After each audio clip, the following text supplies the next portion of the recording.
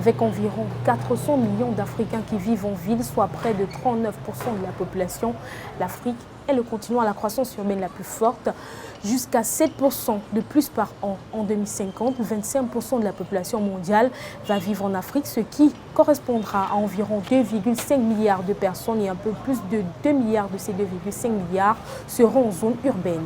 De l'autre côté, l'Afrique reste le moins urbanisé des continents. Une situation qui semble favoriser l'immobilier et l'opportunité d'investissement dans ce secteur d'activité caractérisé par cette forte démographie urbaine et le besoin de résidents africains sur le continent à l'étranger d'acquérir un logement secondaire dans leur pays d'origine. Vous n'avez d'ailleurs qu'à regarder les gratte-ciel qui pullulent ici et là, comme au Cameroun. D'après le rapport sur les comptes nationaux 2013 de l'Institut national camerounais des statistiques, la part de l'immobilier dans le produit intérieur brut représente plus de 2 milliards d'euros, soit un peu plus de 9%. Cependant, les litiges fonciers font partie des plus grandes préoccupations tant des populations que des pouvoirs publics. La vente et l'achat d'un terrain sont devenus des pratiques de plus en plus risquées à cause de nombreux truands en col blanc et autres marchands de sommeil qui au quotidien excellent dans l'arnaque. Dans cette édition, nous irons à la rencontre du président de l'Association des promoteurs immobiliers du Cameroun. Nous vous proposerons aussi un reportage sur le métier d'agent immobilier, encore peu connu ici en Afrique et qui attire des jeunes, pour la plupart constitués en agence ou des marchands immobiliers en Afrique. Quand ça déménage, c'est une émission signée UN Média Télévision. Bienvenue dans Opportunité d'Afrique.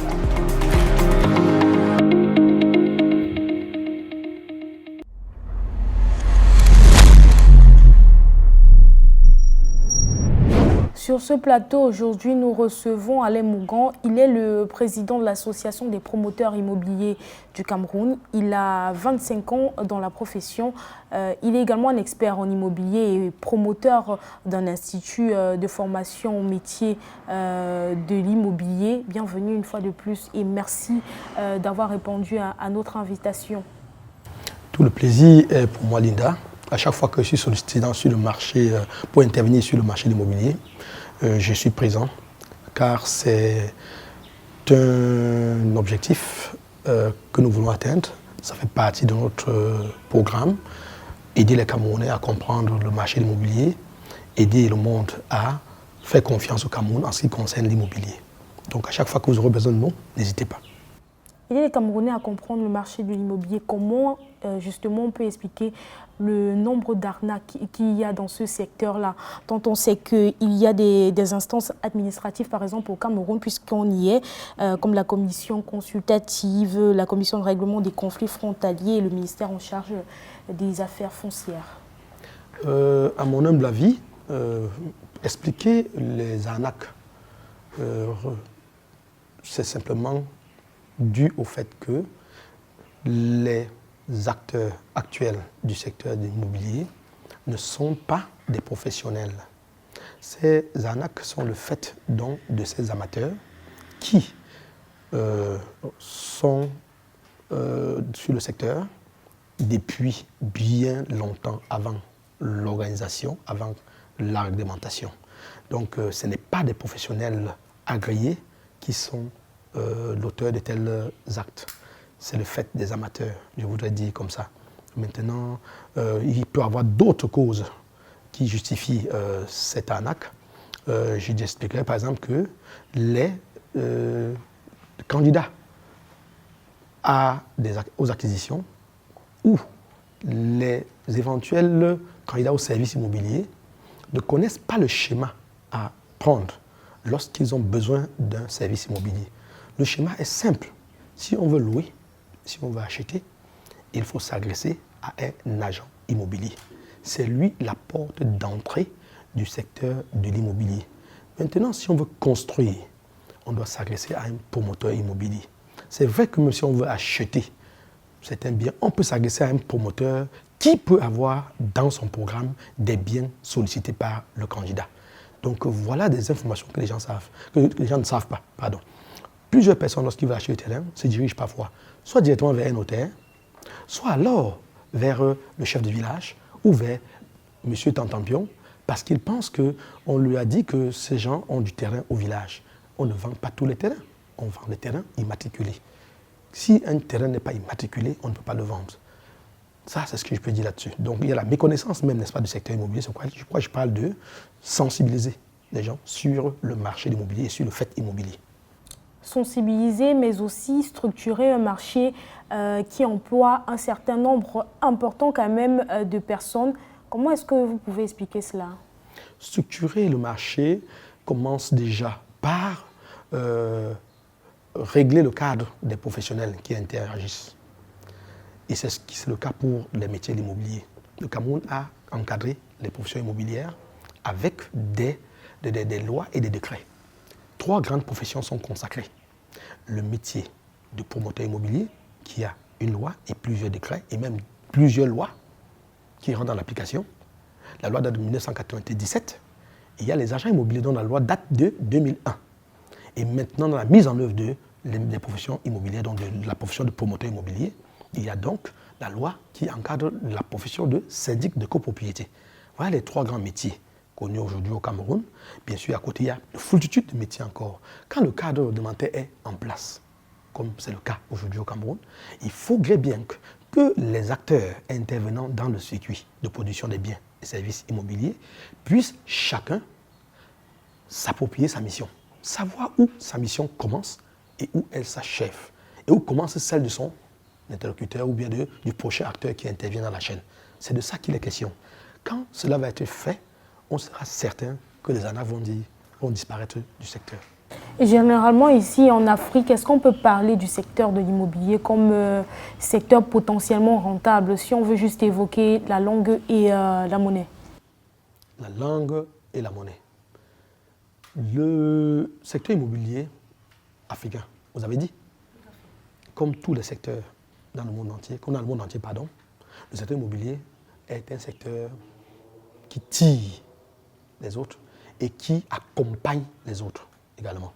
On ne peut imaginer un secteur autre se développer sans l'immobilier. La preuve, prenez même seulement les télécommunications. Pour installer une entreprise télécom, vous avez besoin d'installer vos équipements techniques. Ça se fait sur le sol. Il faut bien que ce sol ait été sécurisé, aménagé et préparé pour accueillir exactement votre projet. Et à côté des possibilités d'investissement, parlons également du blanchiment d'argent dans le secteur de l'immobilier employé par certains criminels et une opération qui est très peu encadrée par les courtiers en immobilier. Comment est-ce qu'on pourrait expliquer cela? Oui, je vous ai dit, pour structurer un secteur, on structure, n'est-ce pas, son cadre réglementaire, on structure, on capacite, on rend compétents les acteurs et à côté, les autres intervenants du secteur, tels que le financement, ils mettent des règles. Vous savez, pour tracer le financement, il faudrait bien que le produit sorte de la banque, l'immobilier. Or, aujourd'hui, le financement du secteur immobilier est diffus. La seule banque qui finance l'immobilier, c'est le crédit foncier. Parce que c'est un secteur où le remboursement s'est fait sur le long terme, où l'épargne se fait sur le long terme pour pouvoir investir. Du coup, il se trouve que du fait qu'il n'y a que le crédit foncier pour financer et que les banques classiques ne peuvent pas accorder des financements sur un long terme, que des individus viennent avec le cash, disant que c'est le fruit de leur épargne.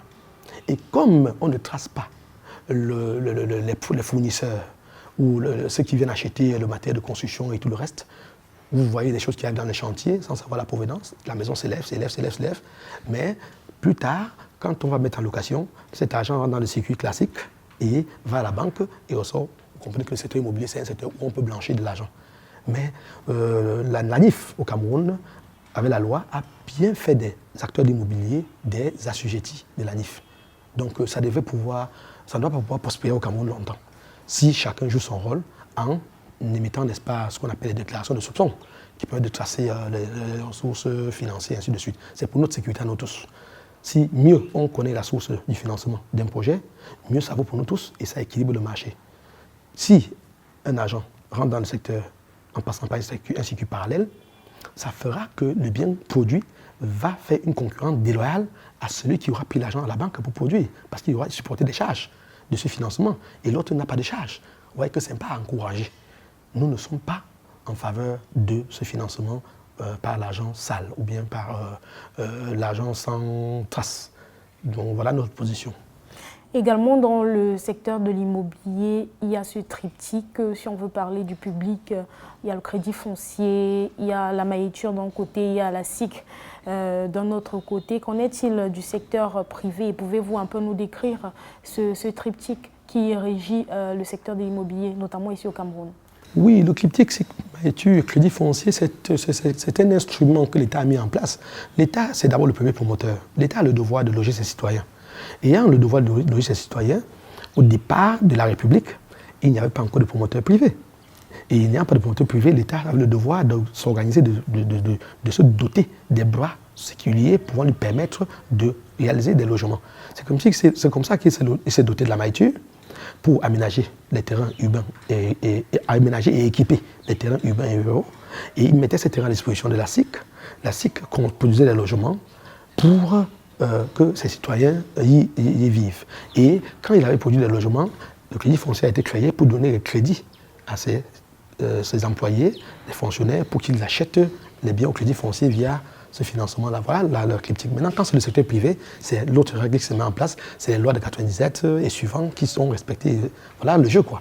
Le secteur de l'immobilier offre diverses opportunités qui se déclinent en plusieurs services à fournir, tels que la mise en place d'entreprises de promotion immobilière pour la construction, la vente, la gestion et la rénovation de logements de sociétés spécialisées en aménagement intérieur, espaces loisirs et autres. Vecteur de croissance dans un contexte de poussée démographique, le secteur fait cependant face à une inadéquation entre l'offre et la demande. Au Cameroun en particulier, un taux d'urbanisation global de 52%, la demande de logements serait estimée à 100 000 logements par an pour 2 demandes satisfaisantes sur près de 100. Dans le même temps, les investisseurs sont partagés entre la peur du risque, les arnaques à répétition, le désir de faire profit dans la région la plus rentable au monde. Un rapport de la Conférence des Nations Unies sur le commerce et le développement indiquait qu'entre 2006 et 2011, l'Afrique a enregistré le taux le plus élevé de rendement d'investissement direct étranger, soit 14%, à comparer au taux de 9,1% en Asie, 8,9% dans la région Amérique latine et Caraïbes. De ces chiffres, 3 secteurs se démarquent comme les plus rentables: la gestion immobilière, les transactions immobilières et la promotion immobilière, qui offrent des taux de rendement de 7,5 à 10% dans les villes de Yaoundé et Douala, où nous avons réalisé notre reportage intitulé « Immobilier foncier, une opportunité en béton ».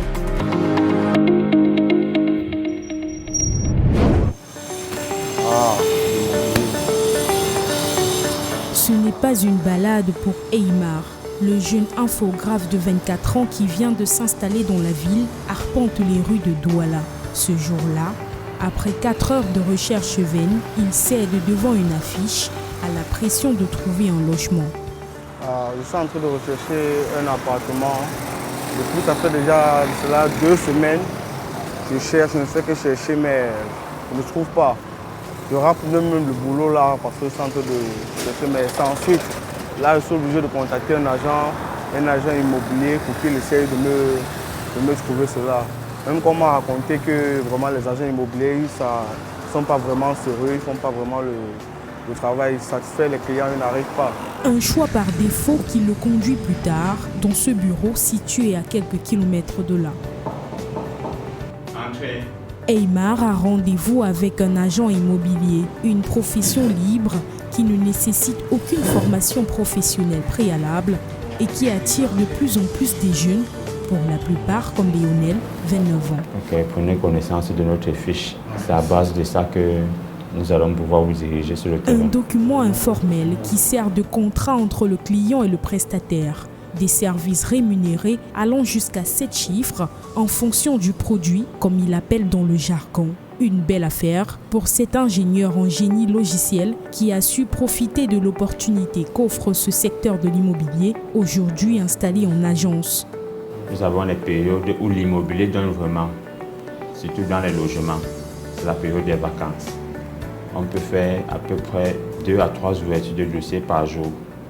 En décembre passé, nous avons fait 2 ventes, un terrain et une villa, qui nous a rapporté en moyenne un bénéfice de 2 500 000. J'ai commencé en 2015, oui, quand j'étais encore étudiant. Et quand je travaillais encore dans l'illégalité. L'illégalité et l'arnaque, deux concepts bien connus de pseudo-agents immobiliers qui ont choisi comme agence les réseaux sociaux. Sur Facebook, par exemple, ces truands virtuels font chaque jour de nombreuses victimes réelles. En 2018, la plateforme Pharos, spécialisée dans le signalement des contenus illicites, recensait environ 7000 alertes de fausses annonces immobilières. En plein cœur de la capitale économique camerounaise, les juristes préconisent la vigilance en amont de l'action. Pour cet avocat spécialisé en questions foncières, il faut toujours savoir quel est le régime propre de l'espace que vous voulez occuper.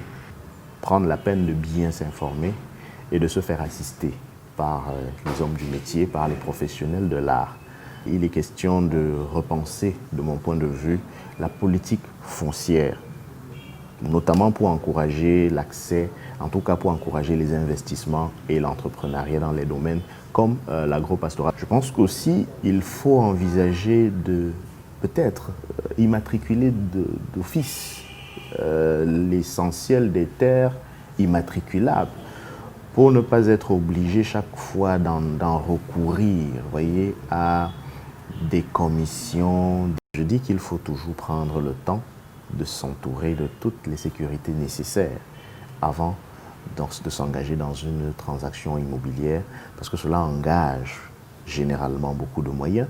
Donc, globalement, le contentieux foncier au Cameroun peut se retrouver au niveau du juge administratif, peut se retrouver au niveau du juge civil, peut également se retrouver au niveau du juge pénal. Pour 14% enregistrés en Afrique entre 2006 et 2011, l'immobilier semble être une opportunité en béton avec plus de 40 métiers cadres et des sous-métiers qui offrent des taux de rendement les plus compétitifs dans le monde. Une manne immobilière qui cependant tombe souvent entre de mauvaises mains.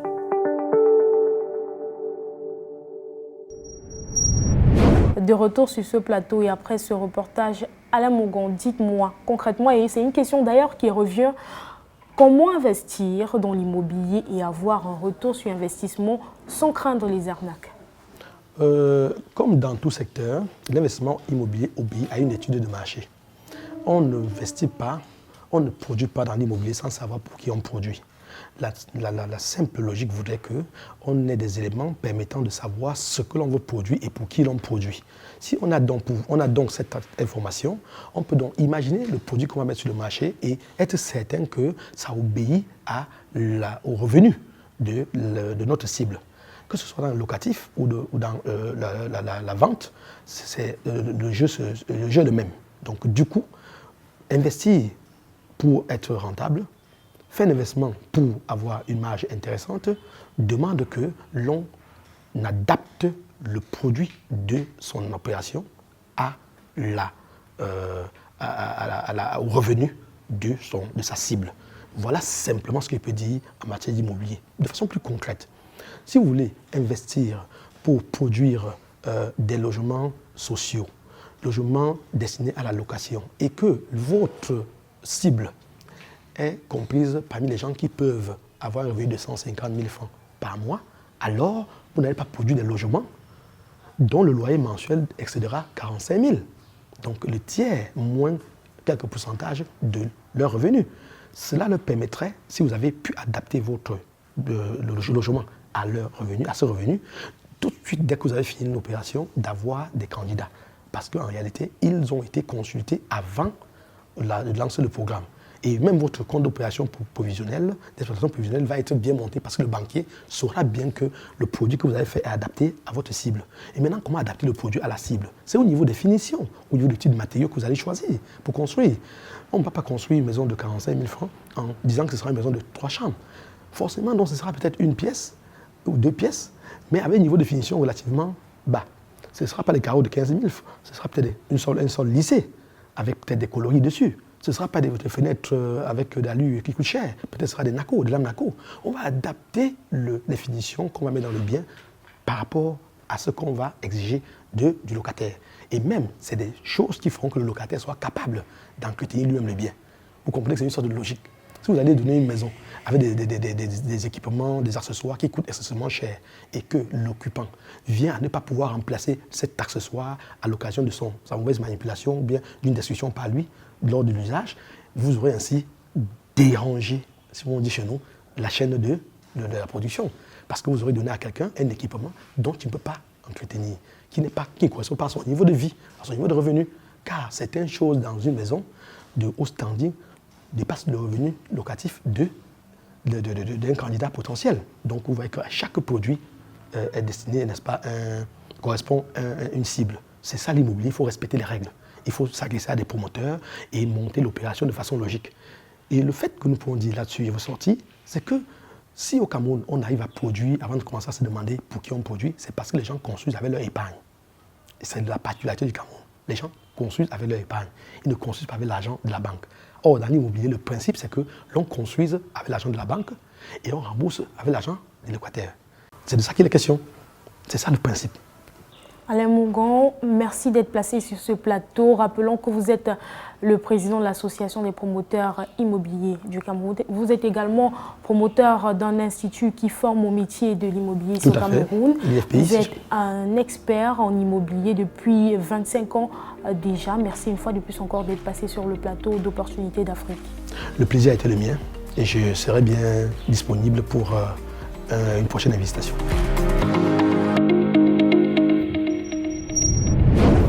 En 2030, le continent africain comptera environ 760 millions de citadins, soit plus que la population de l'ensemble de l'Europe, et 1,2 milliard en 2050, soit plus de la moitié de sa population. L'Afrique subsaharienne en particulier, l'une des régions du monde offrant le plus de potentiel de développement, favorise une urbanisation galopante qui a plus que jamais besoin d'investissements massifs. La clé, associer la croissance économique et l'explosion démographique pour une envolée de l'immobilier disponible et accessible à une population africaine estimée aujourd'hui environ 1,2 milliard de personnes. À bientôt pour une nouvelle opportunité d'Afrique sur IM Media, la télévision qui vous construit. Au revoir.